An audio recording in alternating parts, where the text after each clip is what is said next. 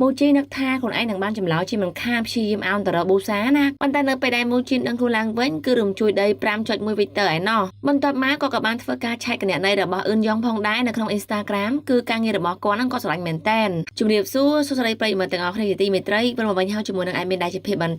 មុននឹងចូលដល់សាច់រឿងយើងកុំភ្លេច like ក៏ដូចជា subscribe ដាក់រូបសញ្ញាកណ្ដឹងឲ្យមានអ្នកមួយផងអរគុណច្រើនមូជីនក៏បានធ្វើការស្រាវជ្រាវបន្តអំពីច្បាប់ការងារផងដែរថាតើគេ bully នៅកន្លែងការងារហ្នឹងពួកគេត្រូវមានទោសបែបណាក៏ដូចជាត្រូវដោះស្រាយបែបណាទូប្រុសហ្នឹងក៏បានប្រជុំជាមួយហ៊ីជូព្រមទាំងយឿនយ៉ងហើយនិយាយអំពីច្បាប់នៃការ bully ព្រមទាំងសម្ពាធទៅលើបុគ្គលិកណាប៉ុន្តែហ៊ីជូហ្នឹងបាននិយាយថាគាត់អត់យល់ទេទូប្រុសហ្នឹងគឺបានប្រាប់ផងដែរថានៅពេលដែលគាត់ហ្នឹងត្រូវបានខ្មោចសន្តិដ្ឋខ្មោចរបស់អឿនយ៉ងហ្នឹងបានប្រាប់ផងដែរថានៅកន្លែងការងារគាត់ហ្នឹងគឺត្រូវបានគេ bully ក៏ដូចជាដាក់សម្ពាធទៅឲ្យនាងដូច្នេះហើយពួកគេហ្នឹងគឺត្រូវការរកផុសតាងដែលធ្វើឲ្យហ៊ីជូហ្នឹងបាននិយាយថាអូអញ្ចឹងយើងត្រូវតាក់ទងជាមួយនឹងឪពុកម្ដាយក៏ដូចជាសាច់ញាតិគេព្រមទាំងមិត្តភ័ក្តិរបស់អឿនយ៉ងដំបងឡើយម៉ូជីហ្នឹងគឺខឹងមែនតែនថាអត់ខ្វល់ពីគាត់និយាយអំពីច្បាប់ការងារណាក៏ប៉ុន្តែហ៊ីជូបាននិយាយថាគាត់កំពុងធ្វើការងារដូចគ្នាដោយហ៊ីជូគឺបានឆាតទៅកាន់បងប្រុសរបស់អ្នកស្លាប់ហ្នឹងឯងហើយជាពិសេសហ្នឹងគឺបានអាស្រ័យស្ថានរបស់ឪពុកម្ដាយរបស់អឿនយ៉ងហើយនាងក៏បានធ្វើការណាត់ជួបមិត្តភ័ក្តិរបស់អឿនយ៉ងផងដែរទូប្រុសបាននិយាយថាកុំទុកចោលឲ្យគាត់នៅម្នាក់ឯងអីក៏ខ្លាចខ្មោចចូលដែរនោះហ៊ីជូបានស្ដីឲ្យបងថ្លៃផងដែរថាតែបងលុយច្រើនមែនតែនគួរទៅវិញទៅកុំឲ្យបងថ្លៃប្រុសហ្នឹងនៅគេតែកន្លែងធ្វើការហ្នឹងអីឬបែបហ្នឹង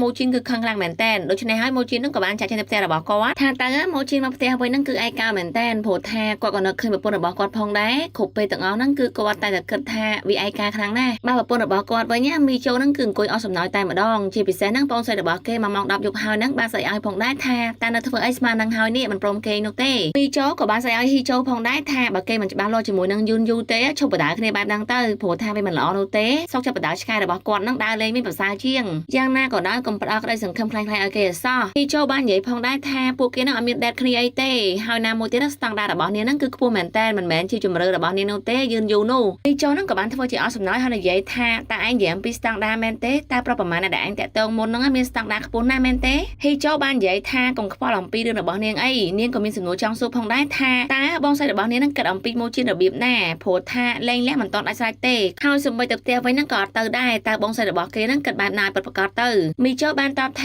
ាគាត់ពិបាកនិយាយណាស់ហើយគាត់ក៏បាននិយាយភាសាសុភាសិតបុរាណរបស់កូរ៉េណាដែលធ្វើឲ្យគាត់ហ្នឹងបាននិយាយថាគាត់អត់យល់ទេប៉ុន្តែនៅពេលដែលហ៊ីជូចូលក្នុងបន្ទប់វិញនាងក៏បានធ្វើការ search ទៅនាងបកប្រែមានន័យថាមួយឃ្លាហ្នឹងគឺនឹកមែនតែនប៉ុន្តែមិនចង់ទៅជួបនោះទេហើយក៏មិនអាចប្រឈមមុខបានដែរដូច្នេះហើយធ្វើឲ្យហ៊ីជូបាននិយាយផងដែរថាបងស្រីរបស់គេនឹងនឹកបងថ្លៃទេក៏ប៉ុន្តែពួកគេនឹងមិនដឹងជាលេងល្បែងអីនោះឡើយមូជីនគឺបានមករកឪពុកម្ដាយរបស់អឿនយ៉ងដែលជាហាងលក់គ្រឿងសមុទ្រពេលហ្នឹងឪពុកម្ដាយក៏បាននិយាយថាកូនរបស់គាត់បាននិយាយថាស្រឡាញ់ការងារហ្នឹងមែនតែនជាពិសេសនាងគឺមិនអីនោះទ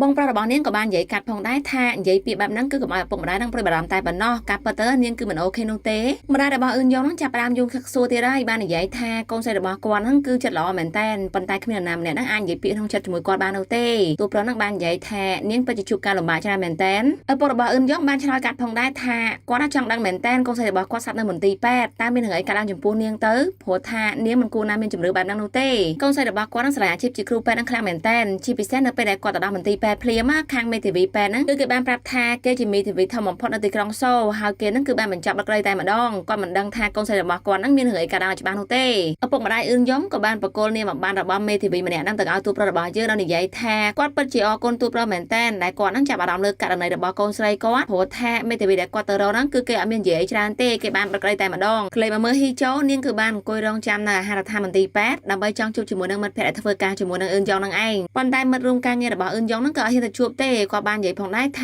គាត់មិនអាចប៉ះពាល់រឿងករណីហ្នឹងបាននោះទេទាំងដែលពេទ្យម្នាក់ទៀតនៅក្បែរហ្នឹងក៏បាននិយាយផងដែរថាខ្លាចតែម្នាក់ហ្នឹងឡើងទៅផ្នែករបស់យើងនោះទេព្រោះថាហ៊ីជូហ្នឹងគឺបានអង្គុយរងចាំរហូតដល់ល្ងាចតែម្ដងណាអញ្ចឹងហើយពួកគេមកវិញហ្នឹងក៏បាននិយាយធ្វើឲ្យអ្នកនៅខាងមន្ទីរពេទ្យហ្នឹងគេបានលឺផងដែរដោយប្រធានផ្នែករបស់គាត់នឹងបានសួរផងដែរថាមានរឿងអីកើតឡើងហើយអ្នកគ្រូពេទ្យនឹងក៏បានប្រាប់តាមហ្នឹងទៅថាករណីមេធាវីនឹងគឺចង់មកជួបគាត់នៅហ្នឹងក៏បានសួរផងដែរថាតើពួកគេទាំងពីរនាក់មាននិយាយអ្វីប្រេះផ្ដាស់អត់ព្រោះថារឿងហ្នឹងបានស្ងប់ស្ងាត់ទៅហើយហេតុអ្វីបានជាមានគេមកសួរនាំអញ្ចឹងស៊ីយឺនឹងបានតបថាគាត់បាននិយាយអីនោះទេហើយយើងឃើញថាប្រធានផ្នែកលីហ្នឹងក៏បានលឺផងដែរបន្ទាប់មកប្រធានផ្នែកលីហ្នឹងក៏បានមកជួបជាមួយលោកគ្រូពេទ្យផាកដោយលោកគ្រូពេទ្យផាកហ្នឹងគឺបានរុញកំហុសដាក់នាងទាំងអស់តែម្ដង Nurse Lee ហ្នឹងក៏បាននិយាយផងដែរថាតែគ្រប់យ៉ាងធ្វើតាមដុកទ័រនឹងនិយាយតែប៉ុណ្ណោះហេតុអ្វីបានជានិយាយបែបហ្នឹង ប៉ុន្តែដុកទ័រគឺចរិតអន់តែម្ដងណាគាត់បាននិយាយផងដែរថាគ្រប់យ៉ាងទាំងអស់ហ្នឹងគឺដោយសារអ្នកគ្រូពេទ្យលីនឹងឯងដែលជាអ្នកធ្វើឲ្យមានរឿងបែបហ្នឹងកើតឡើងប្រធាននស្សលីហ្នឹងក៏លើកបែបហ្នឹងព្រាមគឺគាត់យំខកចិត្តតែម្ដងព្រោះថាគ្រប់យ៉ាងជាកំហុសរបស់គាត់បន្ទាប់ពីការរងចាំមួយថ្ងៃពេញហ៊ីជូក៏បានតែប្រាប់ទូប្រុសផងដែរថាការងារដែលគាត់ត្រូវធ្វើបន្តសម្រាប់ស្អែកហ្នឹងគឺគាត់ធ្វើអស់ហើយបន្ទាប់មកស្អែកឡើងគឺគាត់បានទៅជួបជាមួយមេធាវីនឹងឯងប៉ុន្តែមេធាវីហ្នឹងនិយាយឡើងតំណងតែម្ដងណាគាត់បាននិយាយថាការសត្វរបស់នស្សអ៊ឹនយ៉ងហ្នឹងគឺអត់មានផុសតាងក៏ដូចជាសម្លេង record អីទេដូច្នេះហើយហ្នឹងខាងគ្រួសាររបស់គេទោះបីជាជួបយ៉ាងណាក៏អត់មានផុសតាងដើម្បីប្តឹងបន្តដែរដូច្នេះហើយបានជាមេធាវីធ្វើការបិទក្តីនោះសំខាន់ហ៊ីជូគឺបានសម្លឹងនាឡិការបស់មេធាវីហ្នឹងឃើញថាវាថ្លៃមែនតែនសូម្បីទូប្រុសរបស់យើងហ្នឹងក៏ដឹងផងដែរមេធាវីហ្នឹងបាននិយាយទាំងឌឺផងដែរថាបើទូប្រុសហ្នឹងចង់សាកល្បងក៏ធ្វើការសាររើទៅក៏ប៉ុន្តែគាត់គិតថាវាអត់មានប្រយោជន៍នោះទេបានជាគាត់ធ្វើការបញ្ចប់ករណីហ្នឹងចោលព្រោះថាមនុស្សខ្លះហ្នឹងមិនអាចធ្វើការនៅក្រោមសម្ពាធបានទេមិនមែនការងារទាំងអស់សុទ្ធតែស្រួលនោះឡើយហ៊ីជូចេញមកវិញបាននិយាយផងដែរថាមើលចុះសម្ដីរបស់មេធាវីពិតជាអស្ចារ្យមែនតែនគឺឲ្យពួកយើងហ្នឹងសាកល្បងរកផុសតាងបន្ថែមទៅការគិតរបស់គេគិតថាដូចជាខ្លួនឯងធ្វើការនៅមន្ទីរពេទ្យអញ្ចឹងដឹងច្បាស់ម្ល៉េះតែហ៊ីជូក៏បាននិយាយផងដែរថាអូហ្វីសរបស់មេធាវីហ្នឹងពិតជាស្អាតមែនតែនជាពិសេសនាឡិកាឡើងថ្លៃទូប្រុសក៏បាននិយាយផងដែរថាគាត់ពិតជាឃើញហ៊ីជូបាននិយាយថាឆ្ងល់មែនតែនតែប្រាក់ខែគេច្រើនប៉ុណ្ណាទៅទើបជាបានមាននាឡិកាទំនើបបែបហ្នឹងមូជីនព្រមទាំងហ៊ីជូហ្នឹងក៏បានជួបខាងប៉ូលីសផងដែរដោយប៉ូលីសបាននិយាយផងដែរថាករណីហ្នឹងគ្រាន់តែនៅហ្នឹងធ្វើការលោតអំពីដំបូលអគារមន្ទីរពេទ្យតែប៉ុណ្ណោះហើយគាត់ហ្នឹងគឺមិនបានធ្វើការស៊ើបអង្កេតបន្តនោះទេព្រោះថាអត់មានផុសតាងក៏ដូចជាសាកសីដើម្បីបញ្ជាក់ថាគេហ្នឹងពិតជាបានរងគ្រោះអំពីសម្ពាធការងារមូជីនបាននិយាយផងដែរថាក៏ប៉ុន្តែគឺគេសម្លាប់ខ្លួននៅពេលដែលគេកំពុងធ្វើការនៅក្នុងមន្ទីរពេទ្យមិនមែនជារឿងធម្មតានោះទេប៉ូលីសហ្នឹងបាននិយាយថាមិនមែនពាក់ព័ន្ធជាមួយនៅផ្ទះឬកន្លែងធ្វើការនោះទេព្រោះថាការសម្លាប់ខ្លួនមិនចាំបាច់តែសម្លាប់ខ្លួននៅផ្ទះនោះទេនៅកន្លែងណាក៏អាចសម្លាប់ខ្លួនបានដែរនិយាយរួមទៅគឺប៉ូលីសហ្នឹងព្យាយាមបកស្រាយមិនឲ្យពាក់ព័ន្ធជាមួយខ្លួនដែរណាមូជីនក៏បានសួរផងដែរថាចុះនៅពេលស៊ើបអង្កេតហ្នឹងមានអ្វីដែលខុសប្រក្រតីអត់ប៉ូលីសហ្នឹងគេបានតបផងដែរថាកាលពីមុនមកហ្នឹងបានលើថានាងគឺជាមនុស្សដែលសប្បាយចិត្តមែនតើប៉ុន្តែមករយៈក្រោយមុនពេលស្លាប់ហ្នឹងនាងគឺបានខូចចិត្តមែនតើព្រោះថាបាក់បែកជាមួយសង្សាររបស់នាងហើយនាងបាននិយាយថានាងគឺអត់ចង់រស់បន្តទេលើបែបហ្នឹងហ៊ីជូព្រមទាំងមូជីនហ្នឹងគឺបានមើលមុខគ្នាថាមិត្តប្រុសមែនទេហ៊ីជូហ្នឹងបានសួរផងដែរថាតើប៉ូលីសហ្នឹងបានលើអំពីអ្នកធ្វើការជាមួយនាងមែនទេប៉ូលីសហ្នឹងគេបាននិយាយថាហ្នឹងហើយគេលើអំពីអ្នកធ្វើការជាមួយនឹងឯងនេះហើយជាមូលហេតុដែលនាងហ្នឹងគឺមិនអាចគ្រប់គ្រងនៅអារម្មណ៍បានហើយការឈឺចាប់មួយនោះគឺជំរុញឲ្យនាងសម្លាប់ខ្លួនក៏ថាបានដែរប៉ុន្តែយើងឃើញថាប៉ូលីសហ្នឹងប្រហែលជាអាចទទួលលុយអំពីខាងមន្ទីរពេទ្យផងដែរក៏បាននិយាយផងដែរថាលោកគឺជាមេធាវីច្បាប់ការងារគួរដឹងហើយថាគ្រាន់តែធ្វើការងារដើម្បីយកប្រាក់ខែប៉ុណ្ណឹងគឺមិនគួរសម្លាប់ខ្លួននោះទេច្បាស់ណាស់ប្រហែលជាពេទ្យហ្នឹងមានបញ្ហាផ្លូវចិត្តតែប៉ុណ្ណោះទើបបានជាធ្វើឲ្យនាងហ្នឹងសម្លាប់ខ្លួនសំខាន់គឺប៉ូលីសហ្នឹងបានអះអាងចុងក្រោយផងដែរថាគឺអត់មានផុសតាងក៏ដូចជាសំណុំរឿងដើម្បីបន្តនោះទេបានជាខាងប៉ូលីសព្រមទាំងមន្ទីរពេទ្យហ្នឹងសម្រេចបិទក្តីហើយណាមួយទៀតវាគ្រាន់តែជាករណីធ្វើអត្តឃាតធម្មតាតែប៉ុណ្ណោះតាមមកវិញពួកគេក៏បានចូលមកក្បែរហ្នឹងដោយនិយាយថាពិតជាហួសចិត្តមែនតែនដែលពួកគេហ្នឹងព្យាយាមលាក់បាំងអំពីខាងអតីតមិត្តប្រុសរបស់អ៊ឹនយ៉ងតែដែលពួកគេហ្នឹងអាចបានលឺសោះពីដំបូងឡើយនោះដូច្នេះហើយត្រូវធ្វើការស៊ើបអង្កេតអំពីអតីតមិត្តប្រុសរបស់អ៊ឹនយ៉ងទីចូលបាននិយាយថាមិនងាយស្រួលនោះទេព្រោះនាងហ្នឹងគឺពិបាករកលេខទំនាក់ទំនងរបស់អតីតមិត្តប្រុសអ៊ឹនយ៉ងមែនតែនដោយសារថាឆែកក្នុងបណ្ដាញសង្គមរបស់នាងគឺអត់មានអញ្ចឹងណាពូជីនបាននិយាយថាកុំអាគិតច្រើនអីផឹកទឹកឲ្យត្រជាក់ចិត្តសិនទៅហើយពួកគេហ្នឹងគឺបានដាក់ទៅកន្លែងគិតលុយហ្នឹងឯងទៅដល់កន្លែងគិតលុយភ្លាមមូជីនក៏បានជួបជាមួយយុនជេដោយសួរថ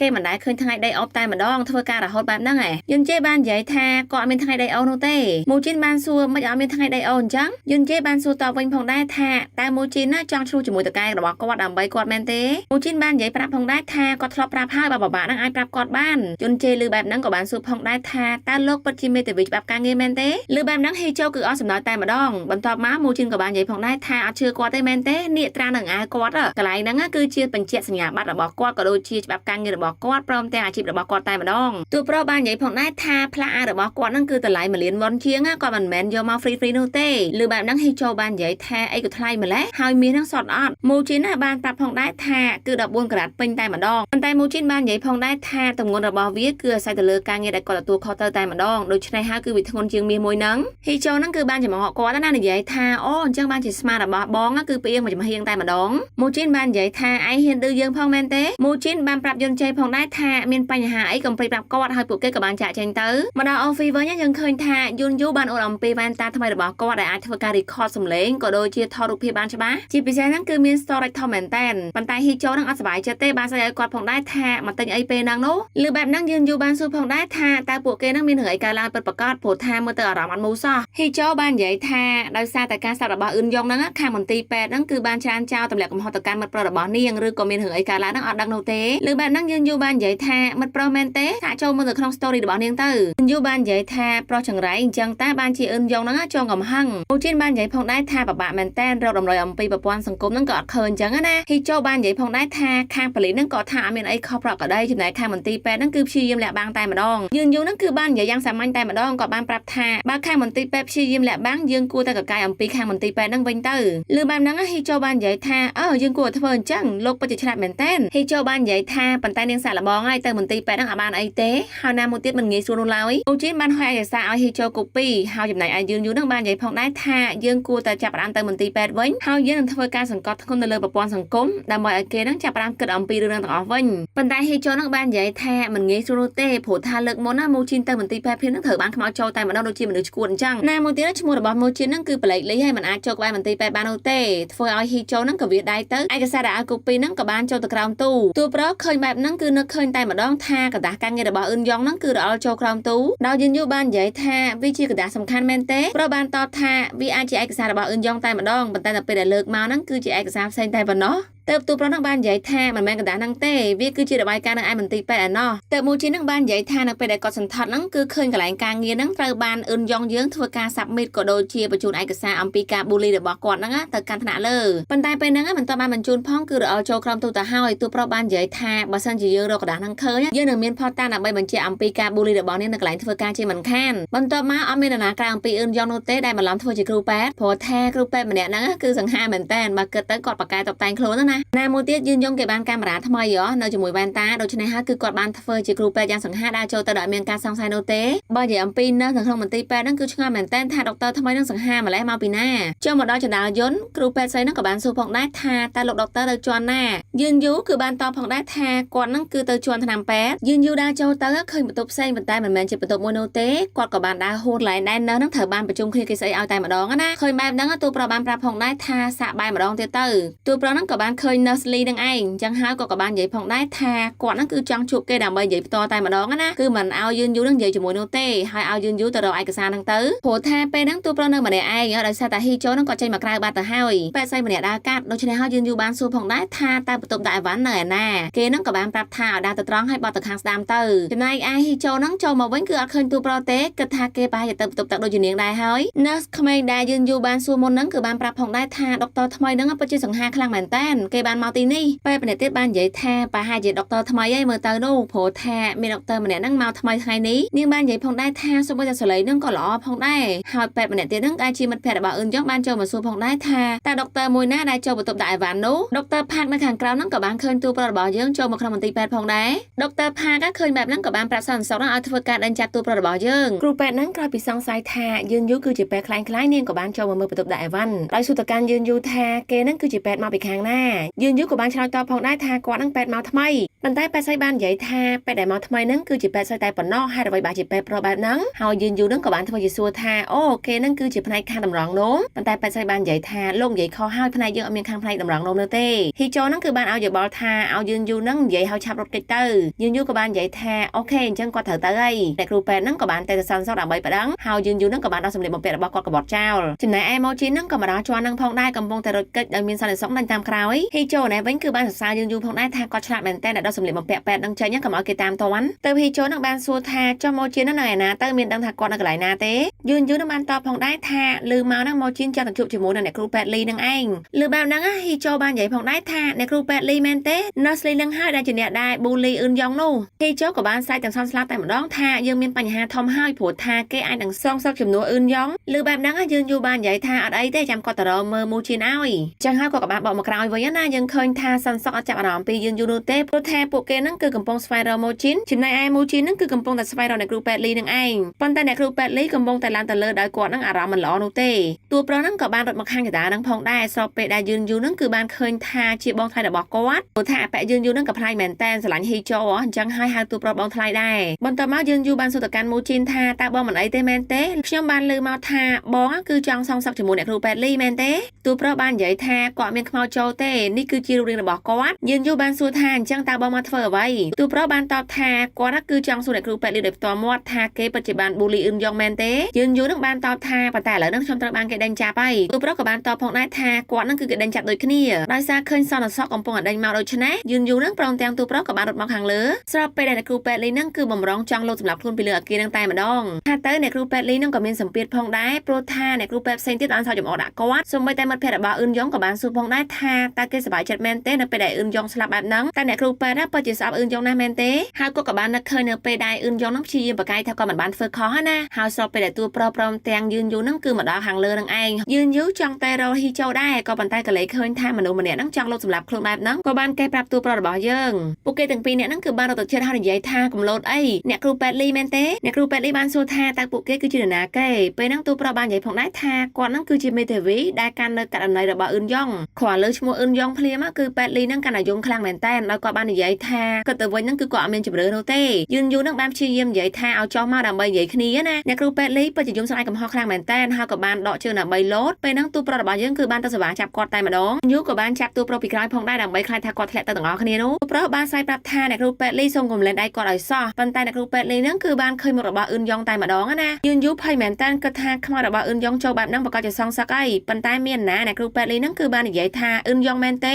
គាត់សុំទោសមែនតើបន្ទាប់មកព្រលឹងរបស់អ៊ឹនយ៉ងដែលចូលខ្លួនរបស់ទូប្រុសហ្នឹងគឺបានប្រាប់ថាប្រសិនបើអ្នកគ្រូពេទ្យលីដឹងកំហុសពិតមែនសូមឲ្យអ្នកគ្រូពេទ្យលីហ្នឹងគឺនិយាយការពិតប្រាប់គេទាំងអស់គ្នាទៅព្រោះថាពេទ្យលីហ្នឹងគឺបានដឹងហើយថាមានរឿងការឡើងពិតប្រាកដនោះអ្នកគ្រូពេទ្យលីនៅតែយំស្រែកសុំទោសអញ្ចឹងបន្ទាប់មកទូប្រុសហ្នឹងគឺបានលើកគាត់មកវិញណាដោយយំអោបទូប្រុសតែម្ដងស្របពេលដែលសន្សុខព្រមទាំងពេទ្យហ្នឹងគេបានមកដល់ជុំគ្នាហើយហ៊ីចូលហ្នឹងគឺបារម្ភអំពីទូប្រុសមែនតែបានសួរថាតើគេមិនអីទេមែនទេអ្នកគ្រូពេទ្យលីហ្នឹងគឺយំអត់ឈប់ទេគាត់បាននិយាយថាវាគឺជាកំហុសរបស់គាត់ហើយគាត់សុំទោសផងដែ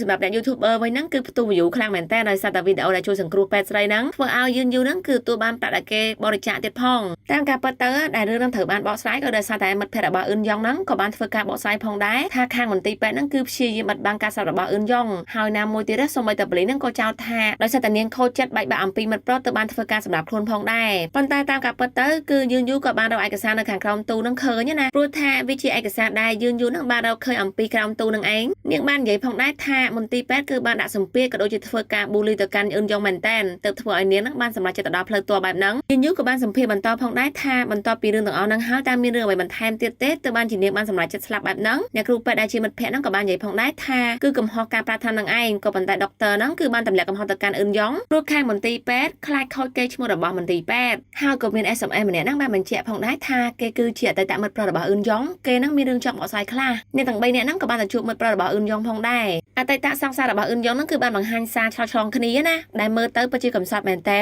ព្រោះថាគាត់ទៅមិនដឹងឯនៅពេលដែលមន្ទីរពេទ្យហ្នឹងសម្ភាសទៅនិយាយថាអ៊ឹនយ៉ងហ្នឹងគឺមានសម្ពាធផ្លូវចិត្តបន្ទាប់ពីបែកបាក់គ្នាទៅបានជាគេហ្នឹងសម្លាប់ខ្លួនបកសម័យទៅវិញគាត់បាននិយាយជាមួយអ៊ឹនយ៉ងផងដែរថាមើលទៅគេពិតជាពេទ្យដែលរវល់ខ្លាំងមែនតើព្រោះថារត់ទៅពេលជួបគ្នាហ្នឹងអត់បានទេអ្នកគ្រូពេទ្យហ្នឹងក៏បាននិយាយផងដែរថាគាត់ហ្នឹងគឺចង់សម្រាប់ឈប់ក៏ដូចជាប្រាប់ថាមន្ទីរពេទ្យថាគាត់ហ្នឹងពិតជា stress ខ្លាំងមែនតើសង្សាររបស់គាត់ពេលហ្នឹងមិនបានលើកទឹកចិត្តនោះទេបាននិយាយថាការដែលគាត់ស្គាល់អ៊ឹនយ៉ងដំបូងហ្នឹងនាងគឺជាមនុស្សដែលពោពេញដោយស្នាមញញឹមប៉ុន្តែឥឡូវហ្នឹងគឺមិនដូចមុននោះទេហើយការនោះអ៊ឹនយ៉ងពិតជាបានបញ្ជាក់ផងដែរថានាងពិតជាមានសម្ពាធព្រមទាំង stress ខ្លាំងមែនតើហើយអ៊ឹនយ៉ងពិតជាបានទៅមន្ទីរពេទ្យដើម្បីសុំថ្នាំលេបទៀតផងព្រោះថាពិបាកចិត្តពេកនោះអញ្ចឹងហើយទូប្រុសបាននិយាយថាអូល្អមែនតើព្រោះថាយើងកាន់តែមានផលតាំងរឹងមាំបញ្ជាក់អំពីការសម្ពាធការងារធ្វើឲ្យនាងលេបថ្នាំតែម្ដងទូប្រុសបានបញ្ជាក់ផងដែរថាគាត់ដឹងថាស្ដាប់ទៅវាអត់មានន័យនោះទេក៏ប៉ុន្តែដំណាក់កាលនេះគឺយើងត្រូវតែលាងឈ្មោះព្រមទាំងភាពស្អាតស្អំហ្នឹងឲ្យអ៊ឹនយ៉ងវិញណាមួយទៀតត្រូវលាងទៅដាងការពិតនោះយើងយូរដែរអង្គុយស្ដាប់ហ្នឹងគឺបាននិយាយថាមើលទៅនាងពិតជាមានឧបសគ្គច្រើនមែនតើមិនដឹងថានាងពិបាកយ៉ាងណានោះទេដើម្បីរកមនុស្សម្នាក់ស្ដាប់រឿងរបស់នាងអតីតសង្សាររបស់អ៊ឹនយ៉ងហ្នឹងបាននិយាយថាការនោះគឺគាត់ហ្នឹងមានការងារថ្មីដូច្នេះហើយគាត់រវល់ព្រមទាំងហត់ខ្លាំងណាស់គាត់ពិតជាស្អែកកំហុសមែនតើដែលមិនរវល់អើពើជាមួយនឹងអ៊ឹនយ៉ងបើទោះបីជាដឹងថាការនោះអ៊ឹនយ៉ងក៏មិនស្រួលដែរក៏ប៉ុន្តែក៏មិនបានធ្វើអ្វីសោះដូច្នេះហើយក៏បានយំហ៊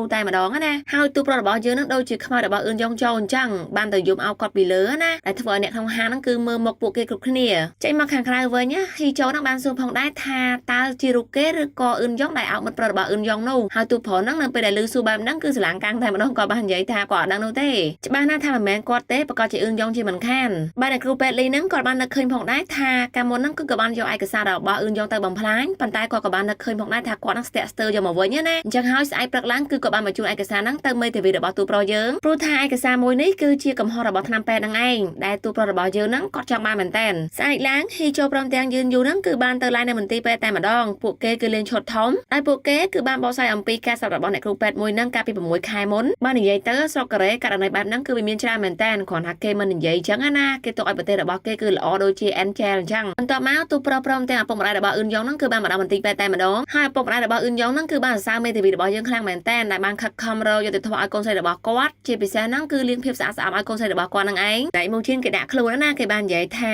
វាជាការងាររបស់គាត់តែប៉ុណ្ណោះបន្ទាប់មកហ្នឹងពួកគេក៏បានចូលទៅក្នុងមន្ទីរពេទ្យហ្នឹងស្របពេលដែលមន្ត្រីជំនាញមួយក្រុមហ្នឹងគឺគេបានចូលមកមន្ទីរពេទ្យដើម្បីធ្វើការប្រមូលឯកសារព្រមទាំងធ្វើការស៊ើបអង្កេតម្ដងទៀតចំណែកឯអាពេទ្យដុកទ័រផាហ្នឹងគឺស្អុយមុខប៉ែហើយព្រោះថាមន្ត្រីទាំងអស់ហ្នឹងគេប្រមូលឯកសារអំពីគាត់ទៅស៊ើបដែរណាបាននិយាយទៅដុកទ័រផាហ្នឹងឡើងភ័យសន្សោដល់ថ្នាក់រកពេទ្យចិត្តសាស្ត្រឯណោះគាត់បាននិយាយថាគាត់មានអារម្មណ៍ថាគ្រប់គ្នានឹងសើចចំអកគាត់ក៏ដូចជាមើងងាយគាត់បើនិយាយទៅគឺគាត់ដូចជាភ័យសន្សោថាទាំងមានកំហុសទៀតផងគាត់បានទាមទារថាស្កេនខួរក្បាលណាក៏ប៉ុន្តែដុកទ័រហ្នឹងគេបាននិយាយថាវាអពាក់ព័ន្ធជាមួយនឹងការសម័យរបស់គេនោះទេពេលហ្នឹងគេបានណែនាំថាឲ្យគាត់នឹងសម្រាប់ឲ្យច្រើនទៅប្រហែលជាអាចជួយបានខ្លះបន្ទាប់មកពួកគេហ្នឹងគឺបានញ៉ាំអាហារជុំគ្នាហើយយើងឃើញថារឿងរបស់ពួកគេហ្នឹងគឺល្បីខ្លាំងមែនតើសូម្បីតែអ្នកសារព័ត៌មានហ្នឹងក៏បាននិយាយអំពី channel របស់គេផងដែរសំខាន់យើងយល់ឡើងសប្បាយចិត្តព្រោះថាវីដេអូរបស់គាត់ហ្នឹងគឺជាប់តែដេញតែម្ដងណាប៉ុន្តែមូជិមព្រមទាំងហ៊ីចូលបាននិយាយថានៅស្ងៀមទៅក៏ខ្មាស់គេណាបន្ទាប់ពីលាតត្រដាងនឹងការពិតហើយខាងមន្ទីរពេទ្យហ្នឹងក៏បានធ្វើការរៀបចំគ្រប់វិញ្ញាណក្ខន្ធរបស់អ៊ឿនយ៉ងផងដែរហើយអ្នកគ្រូពេទ្យលីក៏បានមកធ្វើការគ្រប់វិញ្ញាណក្ខន្ធផងដែរ